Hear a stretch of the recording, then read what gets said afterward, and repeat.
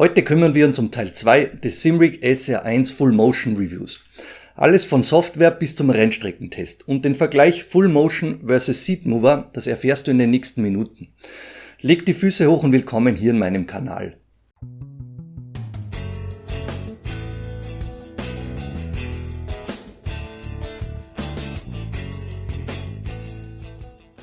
Zu Beginn wie gewohnt der Disclaimer. Simric hat mir dieses Testmuster zur Verfügung gestellt. Es gibt keine Auflagen oder Bedingungen für dieses Review und ich bekomme dafür kein Geld. Viele wichtige Infos findest du in Teil 1 und falls du diesen nicht gesehen hast, bitte jetzt vor dem zweiten Teil unbedingt nachholen. Vielen Dank für eure PayPal-Spenden und an meine Patreon-Unterstützer. Doch nun kann's losgehen.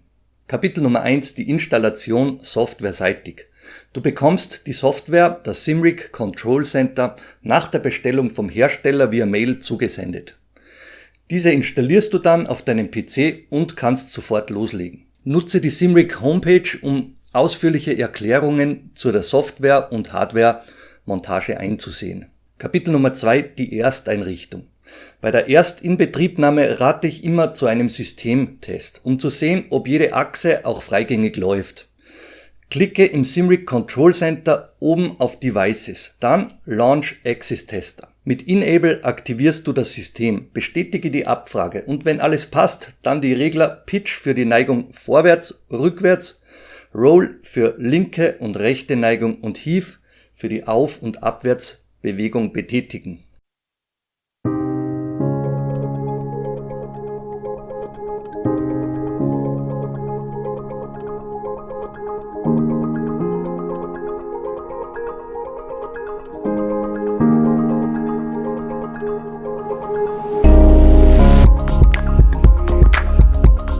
Danach kannst du im Rig Platz nehmen und den geschätzten Belastungstest machen. Klicke einfach auf den Button Launch Load Estimator und die Gewichtsverteilung wird ermittelt. 50:50 vorne hinten wäre perfekt, aber auch wenn du 60% hinten und 40% vorne hast, stellt dies für dieses Motion-System kein Problem dar.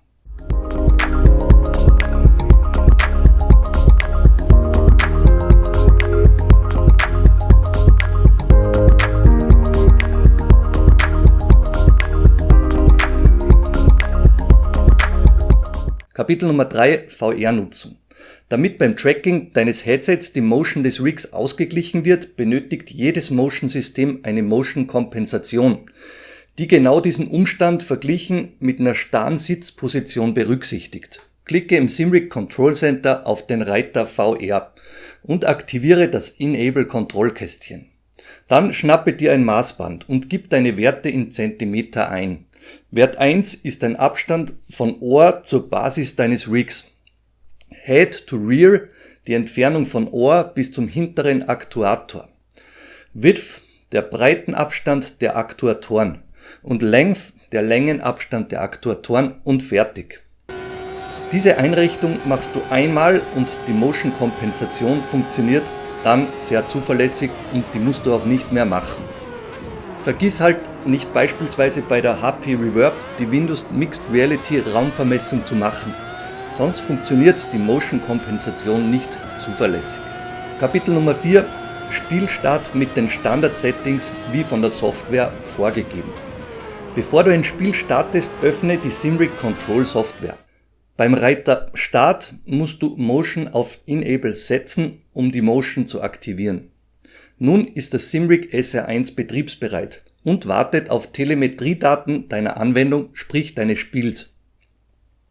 Klicke auf Profil und dann siehst du auf der linken Seite einige vorinstallierte Anwendungen.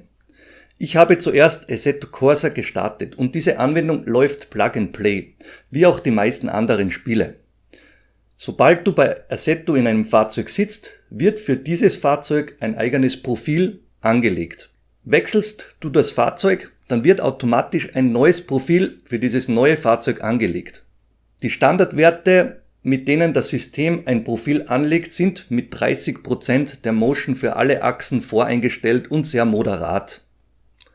Du kannst nun manuell Änderungen vornehmen oder diese automatisch vom Spiel oder der Software ermitteln lassen. Kapitel Nummer 5, die Funktion Auto-Tune oder Werte manuell einstellen. Mit der Funktion Autotune kannst du die Software automatisch Werte ermitteln lassen. Scrolle hierzu im Profile Editor ganz nach unten und klicke bei Autotune auf Start. Direkt danach fährst du mit dem jeweiligen Fahrzeug 3 bis 5 Minuten, möglichst ohne einen Crash zu bauen, ein paar Kilometer auf der Strecke. In dieser Zeit ermittelt die Software optimale Einstellungen und nach deiner Testfahrt klickst du auf Stopp. Anschließend klickst du auf den Button Apply, Übernehmen, und die von der Software ermittelten Werte werden ins Profil übernommen. Und du kannst danach natürlich auch manuell noch nachbessern. Willst du manuell an die Sache rangehen, dann mache dich mit der Bedeutung der ganzen Regler vertraut. Aber keine Angst, man kann dabei nichts kaputt machen. Jetzt möchte ich euch einen groben Überblick über diese ganzen Regler und die Bedeutung geben. Im Bereich Forces ist der Regler All Forces für die 4 Regler unterhalb die Basiseinstellung. Willst du beim Beschleunigen mehr Neigung nach hinten, das ist die Pitch-Achse, dann erhöhe Acceleration. Erhöhst du Braking, dann wird die Neigung Pitch beim Bremsen nach vorne größer. Beim Wert Turning passt du den Wert an, wie stark sich das System zur Seite neigt, wenn du in eine Kurve fährst. Das ist der Roll-Faktor. Und der Wert Bumps beeinflusst, wie stark der Wert Heave, also rauf und runter, umgesetzt wird, wenn du über Bodenwellen oder Curbs fährst. Axis Allocation ist sozusagen der Verteilungsschlüssel hinsichtlich der bereitgestellten Bandbreite deines Motion-Systems. Du hast bei den Aktuatoren maximal 70 mm Weg oder anders gesagt, das ist die Range, sprich die Bandbreite deines Motion-Systems. In dieser Range kann dein Motion-System Telemetriedaten verarbeiten. Willst du mehr Seitenneigung, dann setze den Regler aus der 50-Stellung in Richtung Roll. Ist dir mehr Neigung vor und zurück, sprich Pitch, wichtig, dann gehe etwas in Richtung Pitch. Der Regler More Roll und Pitch kombiniert beide Achsen und du kannst hinsichtlich der Verteilung zu Heave dann entscheiden, was du entsprechend bevorzugst. Stroke Length simuliert den Federweg. Setze bei Rallye-Autos beispielsweise auf 110-120% und bei einem GT mit kurzen Federwegen runter auf 90 oder 80%. Bei Orientation kannst du einstellen, wie stark sich die Neigung an die Streckengeometrie anpasst. Fährst du beispielsweise bergauf, dann berücksichtigt die Motion diesen Umstand. Ich bin meistens mit je 20% bei Orientation unterwegs. Gear Change Retention beeinflusst die Länge des Schalteffekts auf der Pitch-Achse. Das ist dieses Schaltruckeln. Und Strength die Stärke dessen. Bei Hardware-Settings entscheidet der Regler Responsiveness, wie schnell dein Fahrzeug auf Korrekturen reagiert. Bei einem gemütlich gefederten Fahrzeug setze einen niedrigen Wert. Bei einem harten GT-Fahrzeug einen hohen Wert. Bei Post-Processing kannst du noch Feineinstellungen treffen. Diese sind aber für den Anfang kein Muss. Lass dir hierbei etwas Zeit, gewöhn dich an das System und guck nach etwas Eingewöhnung mit deinem Simrig SR1 dort nochmal rein, was welcher Regler dort bewirkt. Kapitel Nummer 6, Anpassungen im Profil. Du kannst deine Einstellungen auf jedes beliebige Profil übernehmen. Klicke mit der Maustaste rechts auf das Profil, wähle Copy, sprich kopieren. Dann klickst du auf das andere Profil, ebenso mit der rechten Maustaste, und mit dem Befehl Paste, sprich einfügen, werden die kopierten Werte in das andere Profil übernommen. Mit dem Befehl Duplicate wird ein Profil kopiert, um zu einem Fahrzeug beispielsweise mehrere Setups erstellen zu können. Mit dem Befehl Rename kannst du ein Profil umbenennen. Bei Spielen wie Forza Horizon 4 oder Grid 2019 werden keine Namensprofile entsprechend der Fahrzeuge automatisch generiert, sondern beispielsweise nur #K312 erstellt. Dies kannst du dann mit dem Befehl Rename entsprechend umbenennen. Kapitel Nummer 7, die Kompatibilität des Simrig SR1 am PC und auch auf der Konsole. Am PC sind viele Spiele Plug-and-Play lauffähig. Assetto Corsa, Race Room und so weiter bedürfen keinerlei Einstellungen. Bei Automobilista 2 musst du nur den Anweisungen auf der Homepage folgen und fertig. Spiele wie Dirt Rally 2.0 sind mit der neuesten Version des Simrig Control Center auch nahezu Plug-and-Play fähig. Achte hier, dass du sowohl Software als auch Firmware up-to-date hältst. Aber hier bekommst du vom Simric Control Center automatisch Einblendungen, wann du neue Software oder die Firmware upgraden sollst. Bei Dirt Rally 2.0 startest du beispielsweise das Spiel und die Software erkennt dies automatisch. Du bekommst ein Kontrollfenster, so eine Einblendung der Software, dass Dirt 2 erkannt wurde und du das Spiel beenden sollst.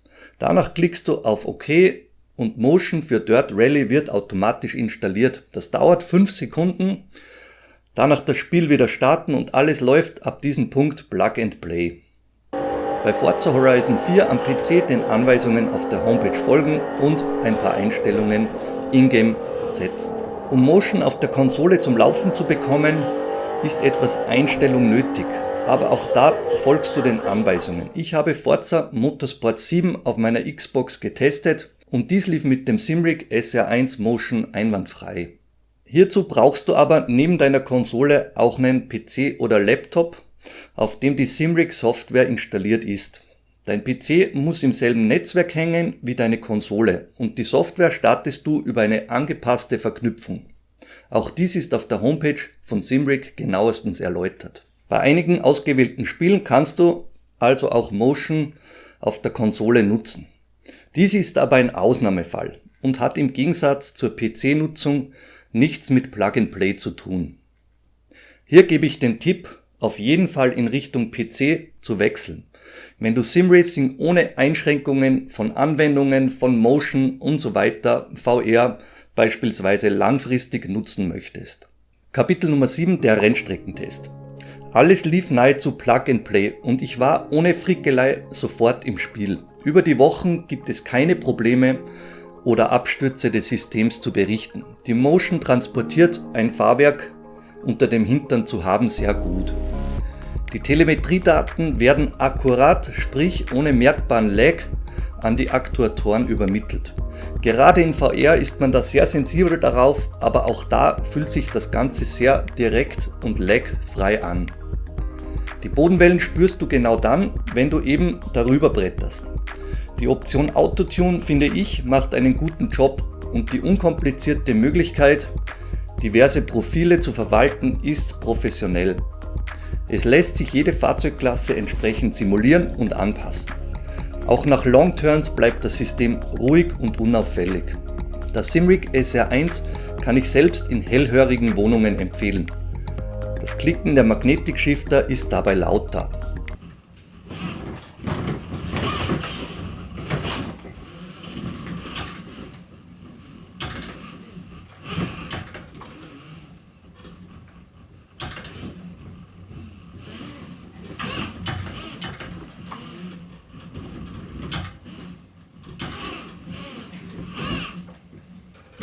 Da viele von euch sich mehr Ingame-Aufnahmen in meinen Reviews wünschen, habe ich für euch eine Runde Nordschleife mit einem Porsche 917 RSR aufgezeichnet und hänge diese ganze Runde hier für euch rein. Wollt ihr dies nicht sehen, dann überspringt die nächsten 6,5-7 Minuten und geht dann weiter mit Kapitel Nummer 8, das ist der Rennstreckenvergleich mit einem Seat Mover versus Full Motion.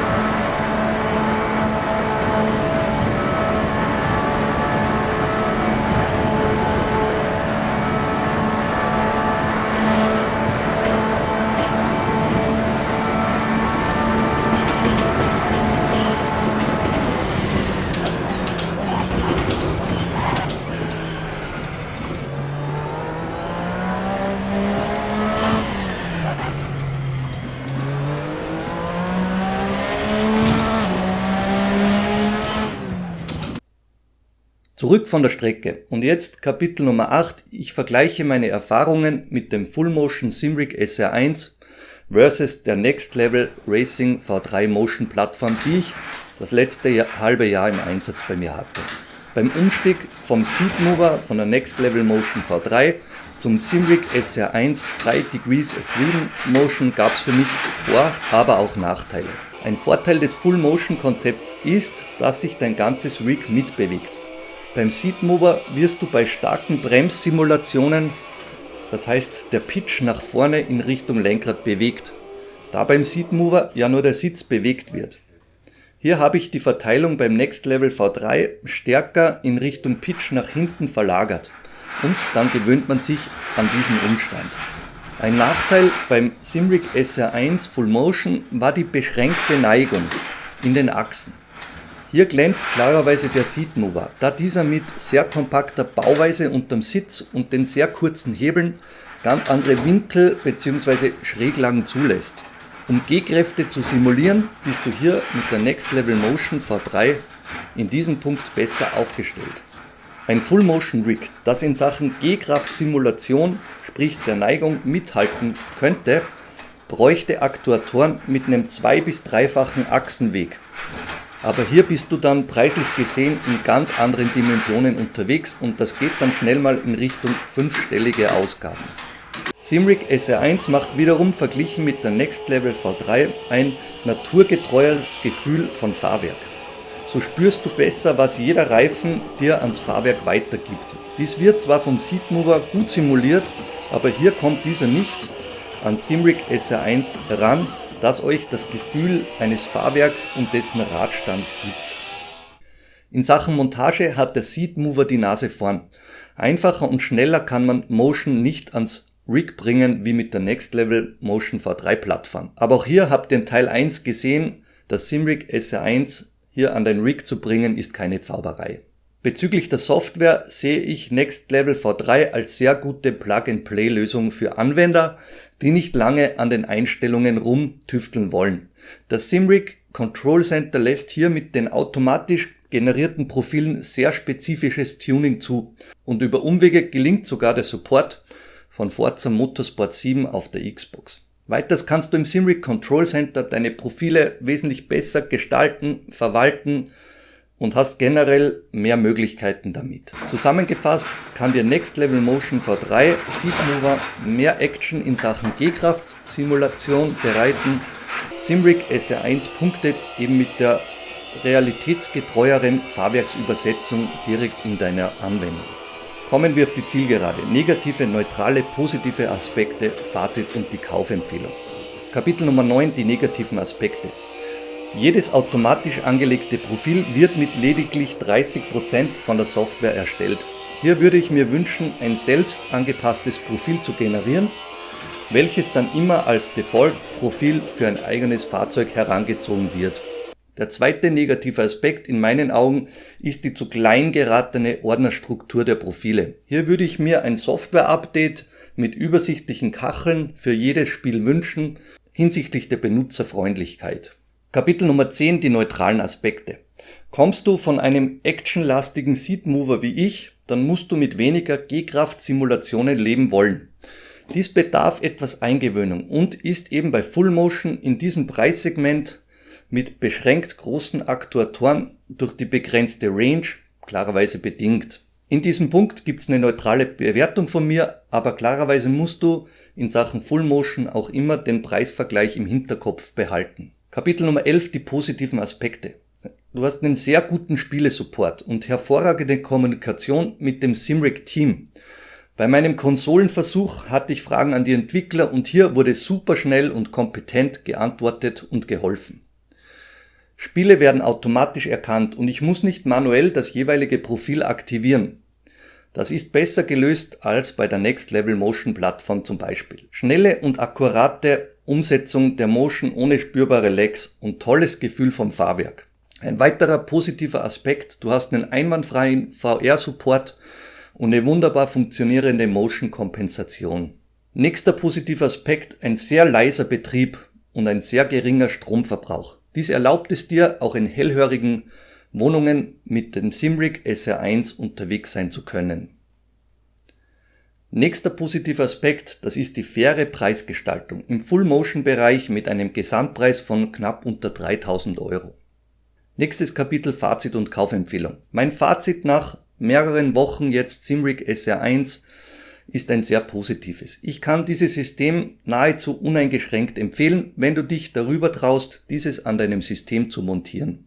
Gucke dir hierzu Teil 1 an und du wirst dies auf jeden Fall bewerkstelligt bekommen. Behalte aber im Hinterkopf, wenn du ein sehr actionlastiges Fahrgefühl haben willst mit starker G-Kraft-Simulation, dass hier ein Full-Motion-Rig in dieser Preisklasse mit eher kleinen Aktuatoren an seine Grenzen kommt. Ist dir das Fahrwerksgefühl, ein Radstand, den du quasi spürst, jedes einzelne Rad, wichtig, dann bist du mit Full Motion hier mit dem Simrig SR1 auf einem guten Weg und kannst dieses in deine engere Auswahl aufnehmen. In Sachen Software, wenn du mit dem PC vertraut bist, ist dies Plug-and-Play-mäßig gelöst. Du wirst hier jedes gängige Rennspiel oder auch den Microsoft Flugsimulator 2020 mit diesem Motion-System von Simrig betreiben können. Und weiter geht's mit Kapitel Nummer 12, ein spannender Ausblick. Lasst mich vor dem Ausblick wissen, was ihr von Motion generell haltet. Überlegt ihr mit der Anschaffung eines Simrig SR1 oder eines anderen Motion-Systems oder doch des Next Level Motion V3s? Das würde mich interessieren. Loggt euch bitte ein, postet in den Kommentaren rein und vergiss bitte nicht, wenn dir das Video gefallen hat, dieses auch zu liken oder weiter zu empfehlen. Bis Weihnachten habe ich es zwar stressig, aber ich versuche das Shifter Review auf die Beine zu stellen. Und dann soll es mal wieder ein Lenkrad-Vergleichsreview geben. Und noch einen neuen Simracing Bürostuhl aus dem Hause Cobra möchte ich für euch reviewen. Vielen Dank fürs Dabeisein und für eure Spenden in meinem Kanal. Liebe Grüße, euer Ron.